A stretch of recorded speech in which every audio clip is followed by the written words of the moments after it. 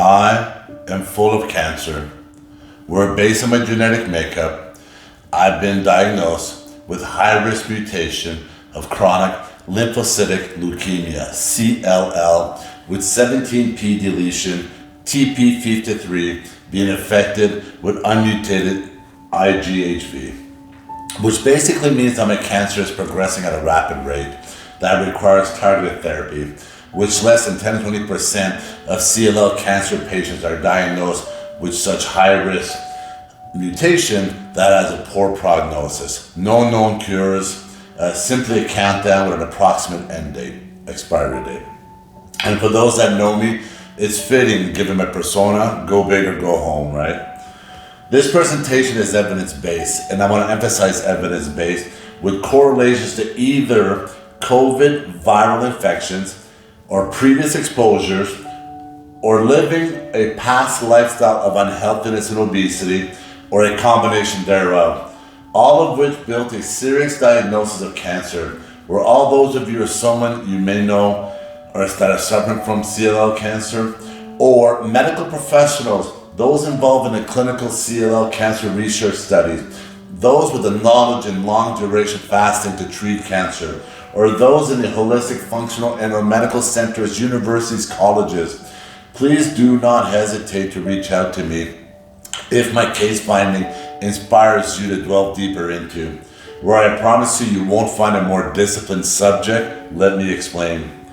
I will be explaining my case from the perspective of a professionally trained government inspector, investigator, instructor, and trainer, with over 3 decades of combined corporate, private, and public business knowledge, training, and experience, with thousands of hours of acquired research in the field of fasting, nutrient density, and whole food consumptions, where I've analyzed the evidence of dozen blood work that go back to 2013 up to my diagnosis of February of 2023, which I'll explain, to numerous MRIs, colonoscopies, endoscopies, CT scans, combined with countless medical appointments and procedures that clearly show that the starting point of my CLL with giant red flags that had a light shine right onto the evidence that I will be speaking of, which must be looked further into for the betterment of humanity.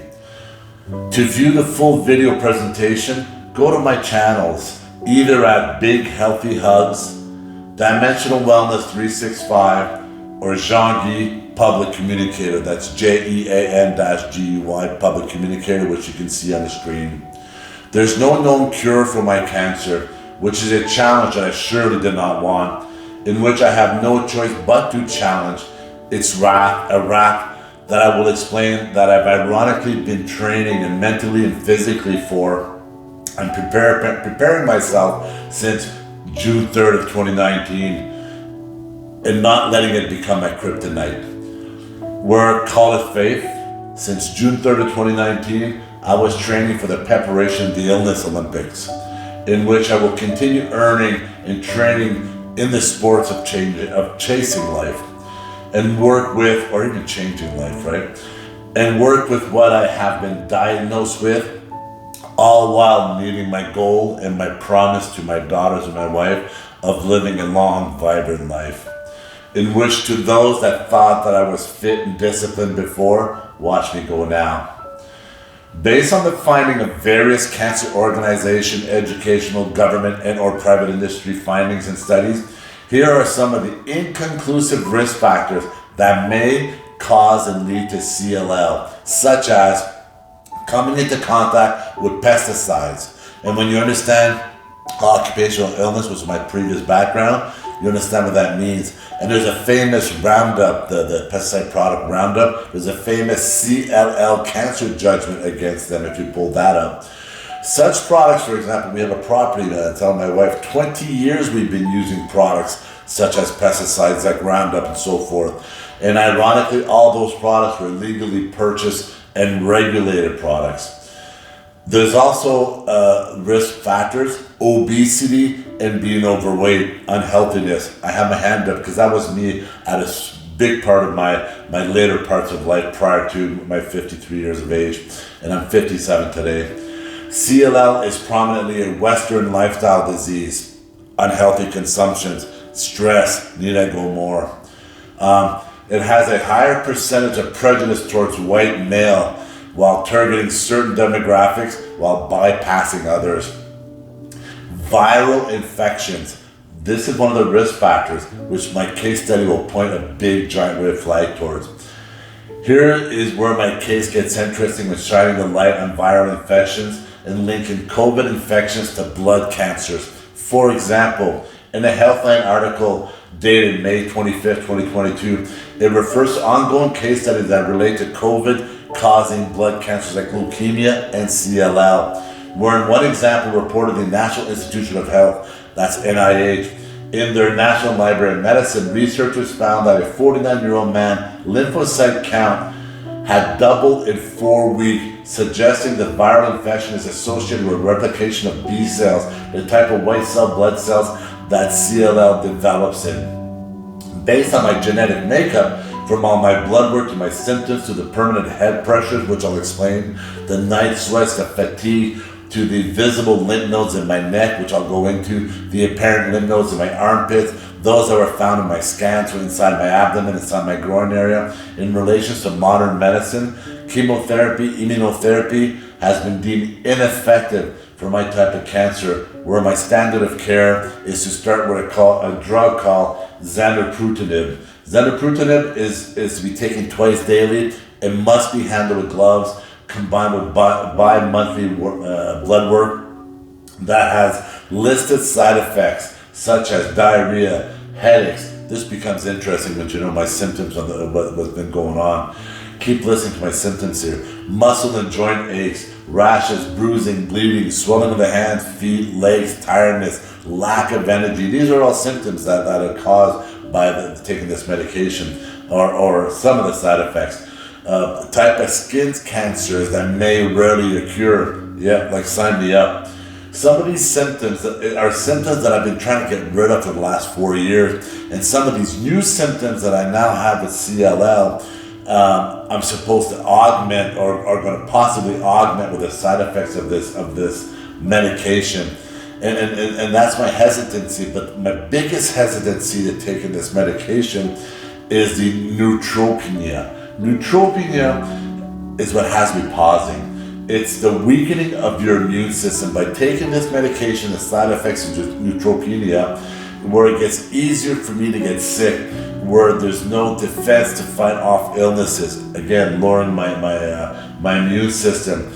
I won't go into the details of my last 4 years of not only did I lose 120 pounds, but I never put it back on, but I also got rid of medical conditions and medication. But I've been living a metabolically healthy lifestyle every day since, where I no longer live a Western lifestyle at all. I was no longer had that lethargic mindset or the carby meals that made you fall asleep, or I was active every day. I produced a clear, vibrant mind. I do not want to go backwards.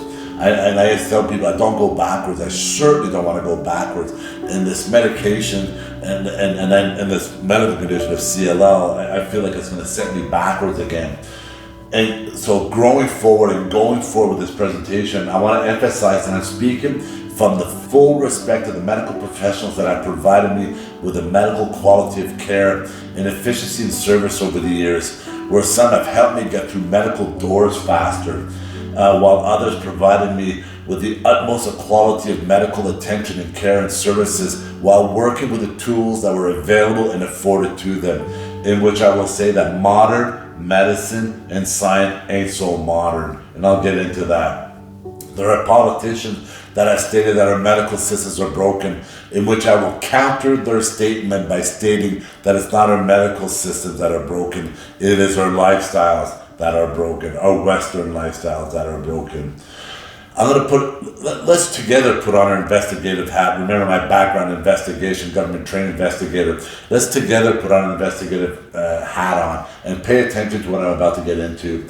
In 2017, 2018, I became honest with my unhealthiness, with moments of obesity at over 360 pounds, at moments of over 363 in that, and with my compiling medication and medical procedures within my life, where in those years I started researching based on an experience that I had in traveling this country in Canada in 2017, 2018. I started researching on the internal health, and I started dwelling into the research of lifestyle, fasting, fitness, flexibility, nutraceuticals, nutrient density, supplementation, whole foods. And due to my medical conditions that consisted of acid reflux, where I would take heartburn medication like chiclets, like those tablets were like chiclets to me, from back and knee and hip pains to severe sleep apnea. These are all diagnoses. Heart issues to heart and cholesterol medication, inhalers for both nose and mouth that evolved in radiating, burning spine episodes, to feeling the rigor mortis setting into my bones, to the feeling of my bones imploding, electrocutions running down both my legs, to even temporarily losing mobility in my legs at one time, which launched me on June 3rd of 2019 into living a fasting, fitness, flexibility, nutrient-dense, nutraceutical, whole foods lifestyle that taught me to not only lose 120 pounds, but never putting the weight back on, while only fluctuating 10 pounds in those years. In 4 years, when I used to fluctuate 10 pounds in a day, when I used to live the Western lifestyle, it taught me how to get rid of the body, the acid reflux, the sleep apnea, the heart and cholesterol medication, my inhalers, all gone. The hip pains and knee pain have dissipated or have been minimized like dramatically, all while enhancing my core strength. If you follow me on Instagram, you'll see what I mean. In my climb to internal health, it is important to understand in my case studies from 2018 on that I had undergone while those years multiple ultrasounds, MRIs, CT scans for both brain and body, numerous out-of-pocket full blood work. And I'm gonna emphasize that because I'm in Ontario, Canada, for example, and from research, I knew that the blood work that they provide us with doesn't cover everything. So I had chosen way back to my doctor, and bless his heart and soul, based on my request, would test for everything, which I had to pay between $80 to $125 each time I did blood work. It's on that twice a year and so forth blood work. And thank goodness that I did so, and I'll go into that. I had isotope run through my heart due to my heart issues. I had urine and feces testing, the routine, like the 5-year feces testing, for example, full biomarkers, neurological ALS testing because of my complication in my legs, all elimination processes, colonoscopies every 5 years since I was 40 years old, and I had 3 colonoscopies in the last 6.5 years, which I'm going to get into. It was my persistence that got me that diagnosis and that biopsy, which I'll explain. Multiple endoscopies going down my throat with, all which resulted in a diagnosis of arthritis, calcific tendonitis, degenerative disc disease, enlarged heart valve, narrowing the spinal facet, severe sleep apnea, all mechanical type issues.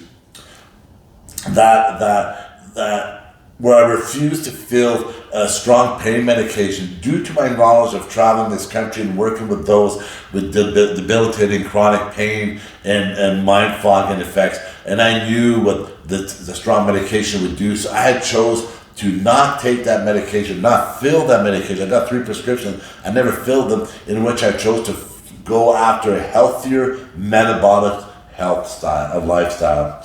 I've developed moments of obesity where obesity and unhealthiness should never be celebrated. I'm going to say this because it's celebrated lately, and I know why. And I know why. It's people that benefit from dollars that are promoting all this and marketing all this. But obesity and unhealthiness should never be celebrated, funded, marketed, normalized, governed, and or regulated. Where instead it must be taught in school to avoid becoming obese or internally unhealthy through the power and knowledge of proper health education. So what about my cancer diagnosis?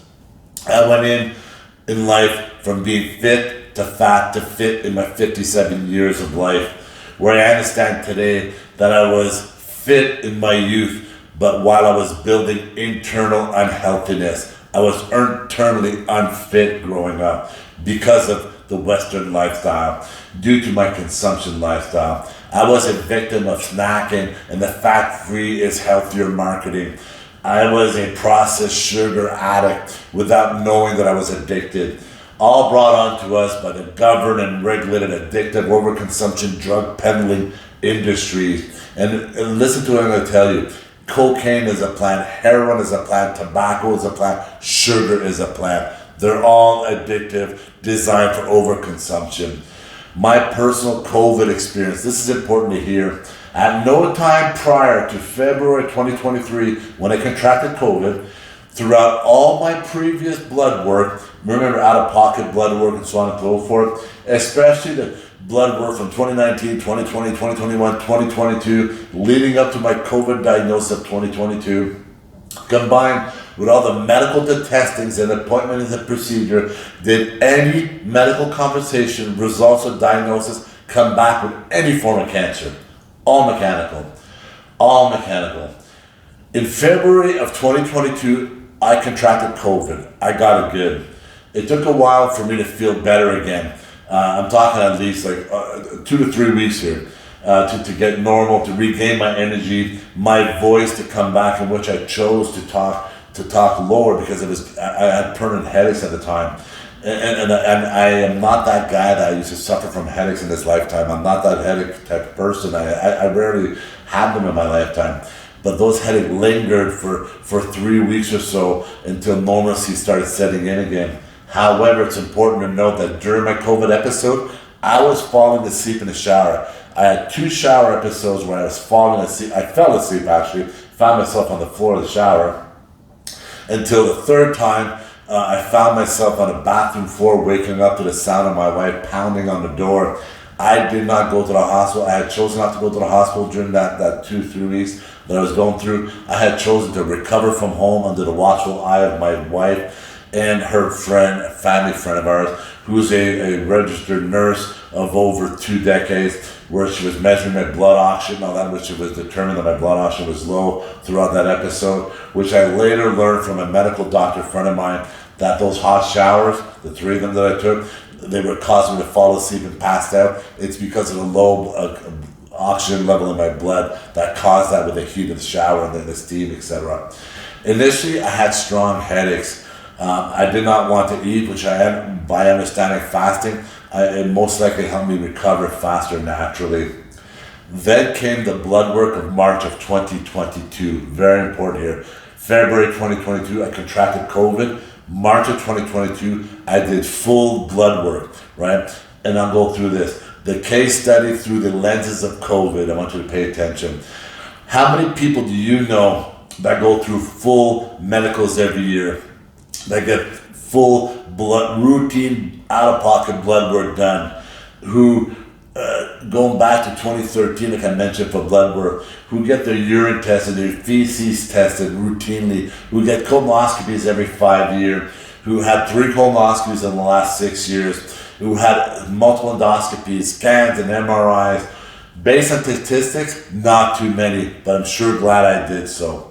In March of 2022, when I went for the full out-of-pocket blood work, where I got tested for everything, including antibody, which is interesting in itself because every time I speak to individuals or I communicate that I got my antibodies tested, I've been getting them tested, people always ask me, how do you get that? Because my doctor refuses to give me the requisition to do so. And I explain to them that I pay out of pocket, that I've always paid out of pocket. And the individuals say, I tell them I'm going to pay out of pocket, and they still refuse to give me the requisition to do so.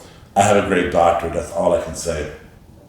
The March 2022 blood work results had major warning bells in hindsight, where they ought or should have been known, and long COVID, my ass. Blood results were viewed by 2 MDs as anti-inflammatory markers, being that I contracted COVID. The evolving blood work thereafter was cancer, cancer, cancer. The phone call that I received on February 8, 2023, while I was away in Mexico with my family, the call came from my gastroenterologist who performed the colonoscopy on me. Gave me the results of the biopsy. I had the colonoscopy again, January 2023, February 8th, 2023. I got the call that the biopsy showed that I had CLL, which I just mentioned. And what was interesting is that he was my doctor that performed the colonoscopy was surprised that they found the biopsy of CLL within my colonoscopy. So was my doctor, and so was the person that performed the endoscopy. All those medical professionals were surprised by that. But all the podcasts and medical professionals I've been listening to around the world, and CLL specialists and CLL Specialist Institute in the U.S. and parts of the world, often that's where they find it. That's where they find CLL in biopsies and colonoscopies. So after that call, when I was in Mexico on February 8th, my mind went to an overdrive fog. But I knew immediately the initial steps that I had to do based on all the research that I did in 2018, 2017, and going into gear in 2019. So which I did is I cranked up my health dial. I immediately started living on February 9th a seed to seeds, pescatarian, nutrient-dense Mediterranean lifestyle based on the years of research where I even cut 100% no more alcohol, minimal to zero process at all, maintaining my daily fasting regime of 20 hours a day. I've never not done a 16-hour fasting since June 3rd of 2019. And I have also added more long-term duration fasting in between.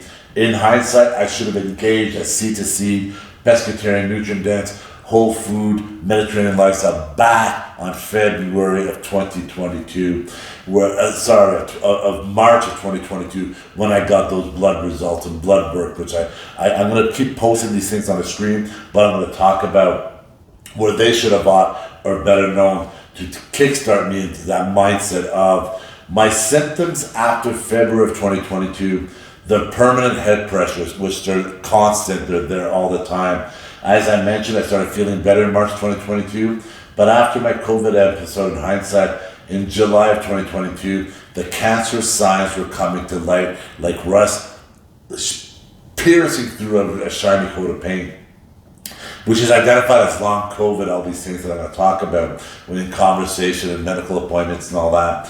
I started telling my wife at that time in July of 2022 that I started waking up. I was waking up with like the feeling of the remnants of a hangover, where as if I had drank the day before or the week before, throughout the week, and I would tell her that I've never suffered from headaches like I mentioned a moment ago, but I understood what remnants of hangovers were, and that's what I was telling her. I feel like I got remnants of a hangover, and that remnants now is permanent. It's 24-hour a day that progressed from July of 2022 into 2023 permanently, and from the minimal to the maximum pressures that start from the teeth all the way through the nose bridge, all the way through the head.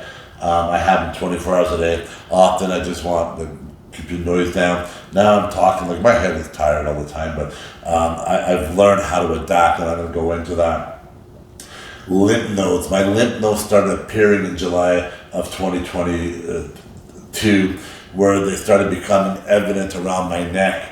My daughter has seen them, my hairstylist Vincenzo has seen them, and Madeleine had promised me to go get them checked, which I did. But as you know, medical appointments back in 2022 and previous 2021, they're all done by phone and virtual appointments.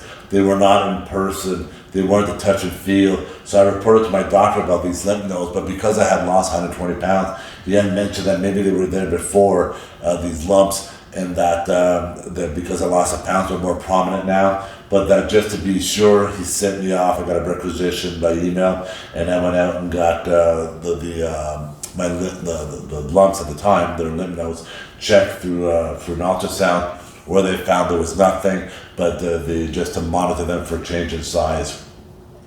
In 2023, I started having the stomach and rib discomforts, feeling of queasiness. Like today, I had them that lasted 2-3 hours.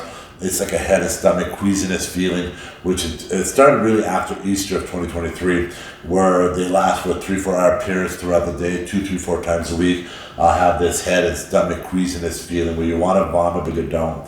Night sweats. Night sweats started in 2022, where I had asked my wife to stop using the flannel sheets, for example, which she had for me, which night sweats are symptoms of blood cancer. Where interestingly, After February 8th, on February 9th, I mentioned I went into the sea-to-sea pescatarian Mediterranean lifestyle. I have noticed that my night sweats have dissipated like a lot, and my lymph nodes have dropped in size. Fatigue has started setting in a lot more in 2023. My wife had noticed in 2022ish, but I started noticing it a lot, like task oriented in the evenings, and the fatigue, more fatigue. But what I've learned is to adapt is becoming more strict in my sleep pattern, going to bed at the exact same time, waking up at the exact same time. My consumption, even though I've been strict, I augmented the strictness of the consumption timeline pattern, and on the basis of research to apply best smart health practices for the body and mind, which help dissipate the fatigue and the task fog orientation. Always remember that gasoline, and I tell people, gasoline doesn't start a fire, it fuels it, right? So you need to an igniter. Just like did COVID ignite my high-risk mutation CLL cancer?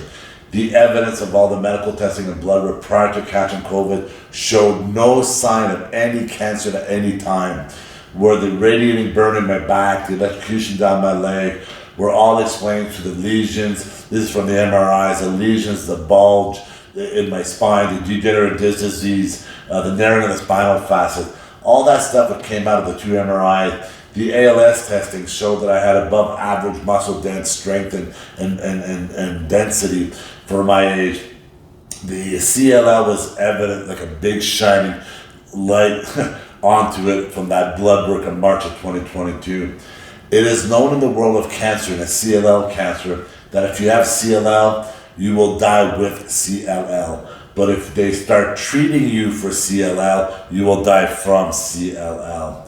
So when I say that modern medical science is not that modern, I'm referring to specific to my blood work of March of 2022, up to my colonoscopy biopsy results given to me on February 8th of 2023 from the colonoscopy that I had in January of 2023, which was my third colonoscopy. And the only reason why I had that third colonoscopy is because, remember, I got that third colonoscopy approximately 14 months after my second colonoscopy in 5 years.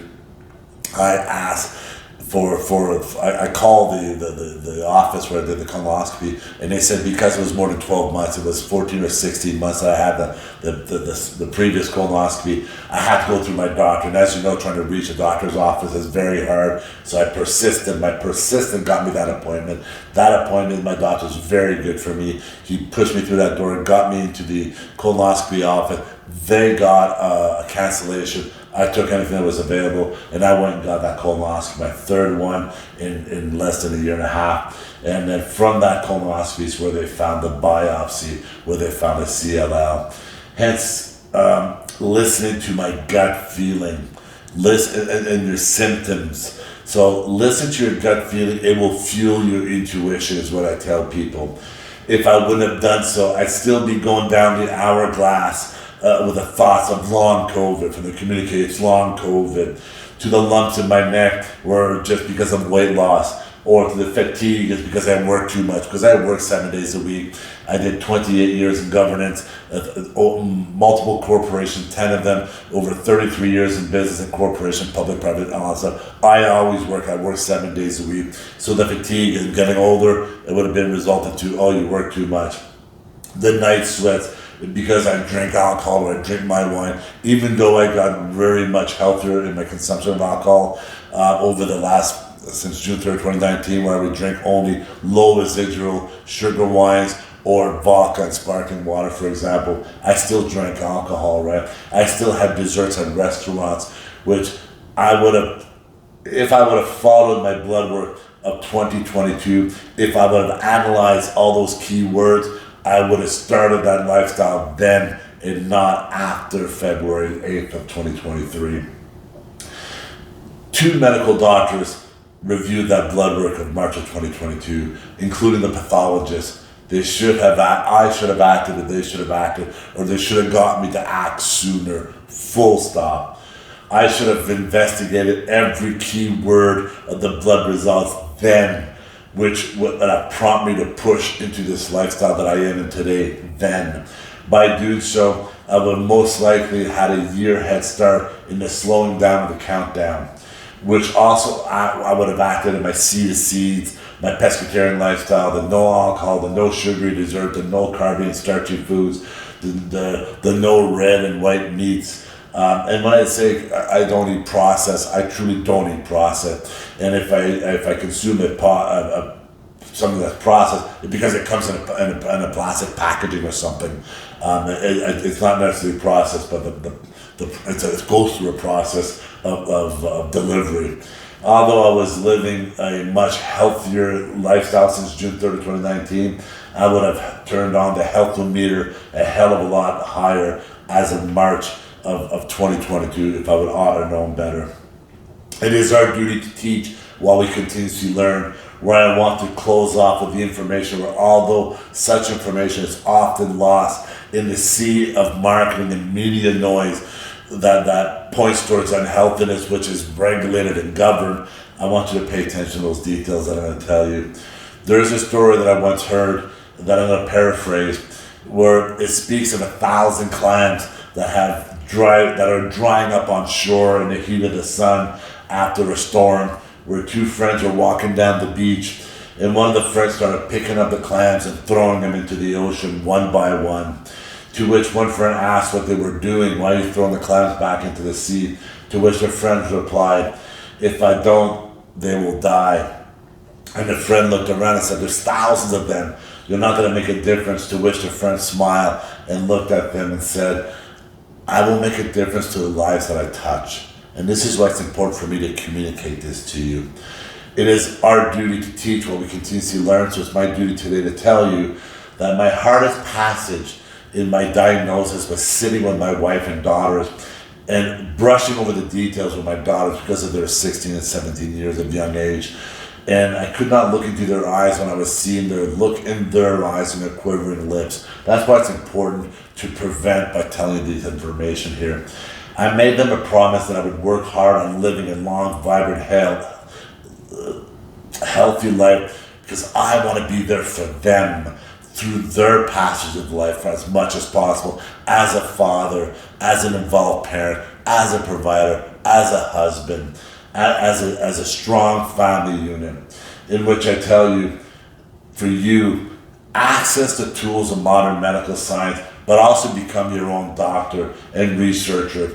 Use the tools of the internet, ChatGPT, use the research of keywords of your own medical biomarkers. Look at every word, every test result, and look at them through the eyes of there's a lot of reliable the sites out there from your PubMeds and so on and so forth. Become an empowered patient. It is your health. Push for more testing. We pay for it dearly. Up here in Ontario, Canada, trust me, healthcare is not free for all our American friends not in Canada. It's not free. We pay dearly for it. So therefore, push for your more testing. Even if you have to pay out of pocket, it's your life. You're worth it.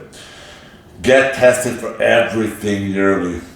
Follow your instinct. It will fuel your intuition.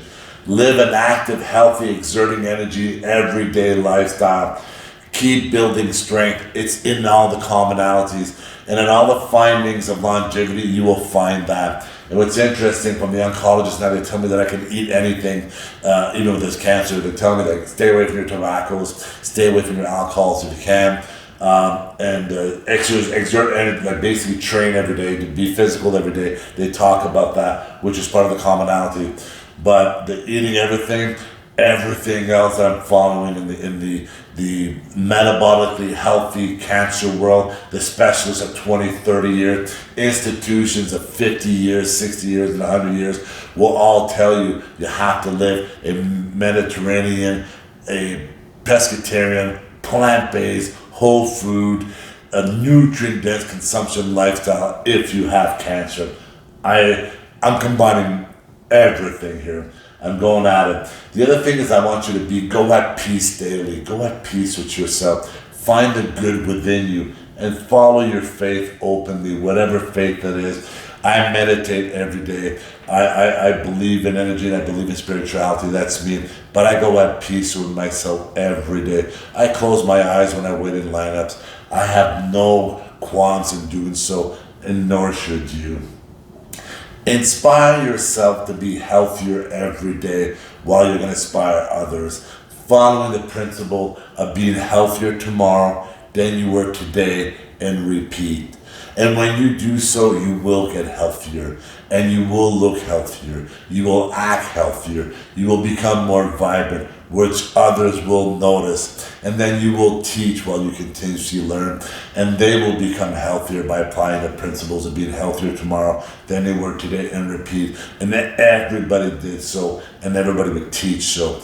It should be taught in school from the onset, but they're not doing it. So it's our duty to do so. And in closing, I want to talk about how big healthy hugs, which I mentioned a moment ago, that is something that I created because a lot comes from hugging someone. It's meaningful because you mean something to them and they mean something to you. And it's very healthy.